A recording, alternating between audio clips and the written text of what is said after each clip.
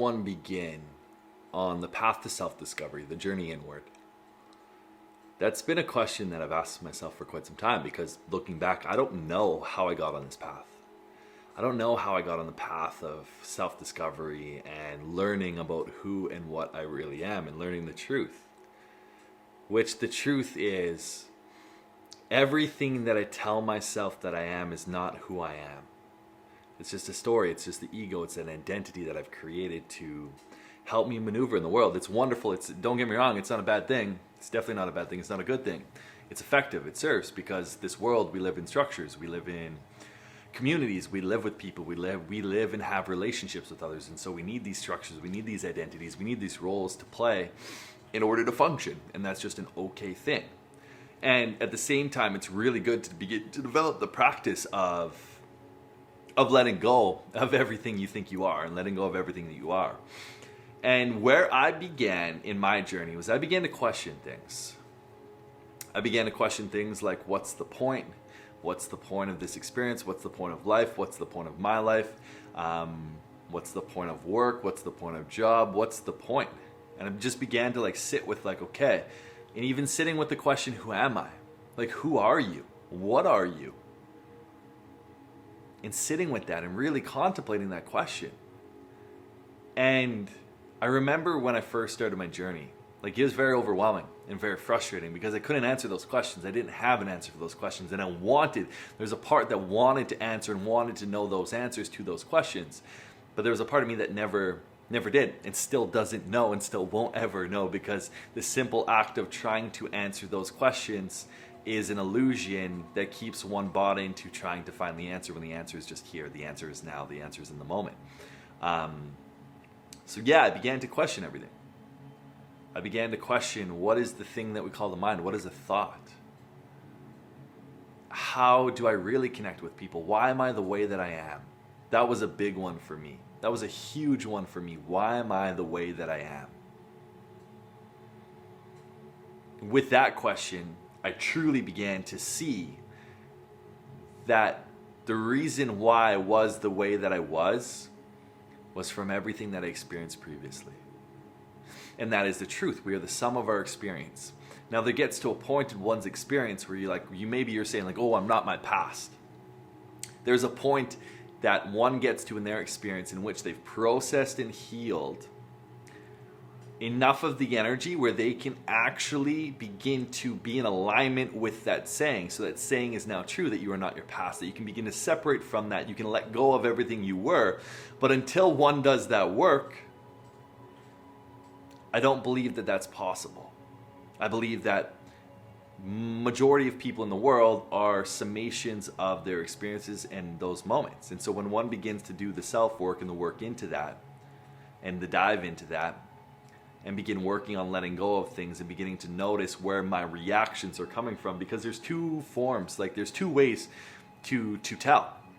You look into your life and look at your reactions. Your reactions are things that just happen when something happens. How are you reacting? Your reacting is literally based on past history. It's based on past experience. Whereas responding is you see the reaction going down and you choose differently. You might choose to respond in the same way that you react, but there is space and time between the thought stimulus and yourself actually responding. And so there's a huge difference there, because that is, I believe, is awareness.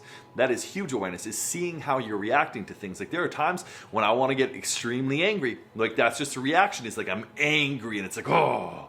And then I wait a couple minutes and I choose to respond from somewhere else. I choose to respond from a different place. It's the example I always love saying is when someone cuts you off in traffic, your first reaction might be to get angry. Interesting. Why do you get angry? What's causing that anger to be there? Because I could take 100 people, and those 100 people 50 of them could experience anger and 50 could experience joy.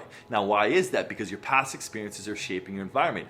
You might have a ton of anger, a ton of frustration that is beneath the surface that is causing you to get angry at that event.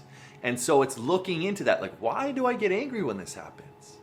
Why do I get angry when I get cheated on? Why do I get angry when I don't do something right? Why do I feel like a failure when I don't do something right? Why do I feel like I'm not enough when I'm around my friends? Why do I feel like I don't belong in this world, in this community?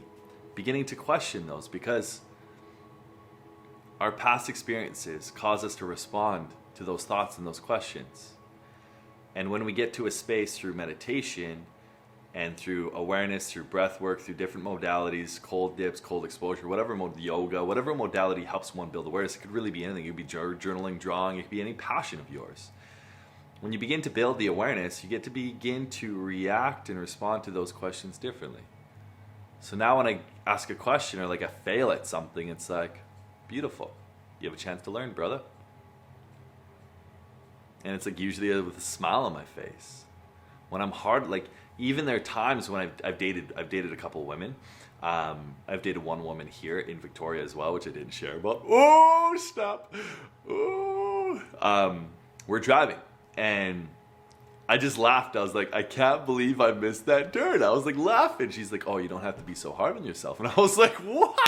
I was like, that's your reaction to my reaction? Because inside I'm laughing with joy. I'm like, that's so cool. I missed my turn. Look at me go. What was I looking at? What was I distracted by? Such a difference there.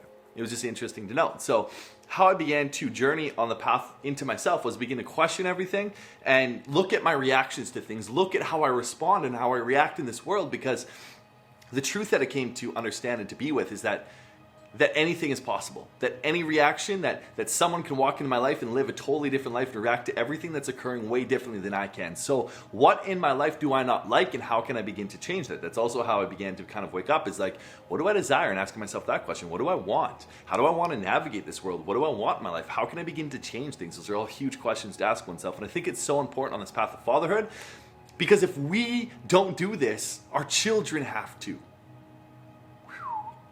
Sadhguru talked about, same with Ram Dass, they talked about how one of the greatest blessings can be born into yogis. And yogis just doesn't mean doing yoga. Yogis can be anyone who is on the path to self-awareness or enlightenment. When one is born in with parents, they know they don't have to do as much work to get to that place, whereas someone who does has to. Like I had to do it all. My parents weren't, like they were wonderful, they were awesome, but they weren't really aware. Like they're starting to wake up now, which is super cool, and starting to be more aware, which is a beautiful thing. But we do it so that our kids don't have to, and so that the world doesn't have to, and our parents don't have to, because as you heal, as I heal, we heal, the planet heals, your parents heal. I've noticed this in my family. It's huge. As I heal, my sister heals, my mom heals, my dad heals, my brother heals, everyone heals because of the work that I'm doing. And that's not like this narcissistic thing of like, yes, I'm the best. It's true. I've seen it. I've actually seen my relationship with my dad and what that's done in his life, my relationship with my mom and what it's done in her life, my relationship with my sister and what it's done in her life. I've seen those things. I've seen what they've done just by being me. Muhammad Gandhi